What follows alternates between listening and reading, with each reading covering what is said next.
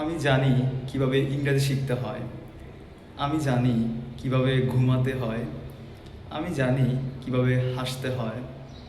আমি জানি কিভাবে কথা বলতে হয়। Hello everyone, this is Araf before you once again.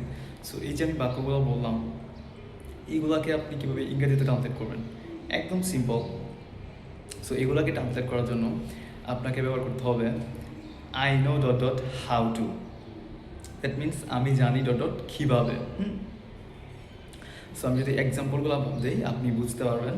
যেমন আমি জানি কিভাবে কথা বলতে হয়, I know how to speak.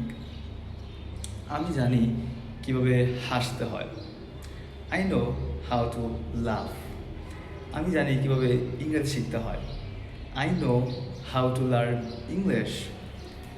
আমি জানি কিভাবে ঘুমাতে হয়, I know how to sleep. আমি জানি কিভাবে ইংরাজি চর্চা করতে হয়, I know how to practise English. আমি জানি কিভাবে ভিডিও বানাতে হয়, I know how to make videos. So আশা করি আপনি বুঝতে পারছেন। জাস্ট কোনো কিছু আপনি জানেন কীভাবে সেটা করতে হয়, তাহলে আপনি I know dot dot how to ব্যবহার করবেন, ইজিলি আপনি করতে পারবেন। ঠিক আছে, আল্লাহ হাফেজ।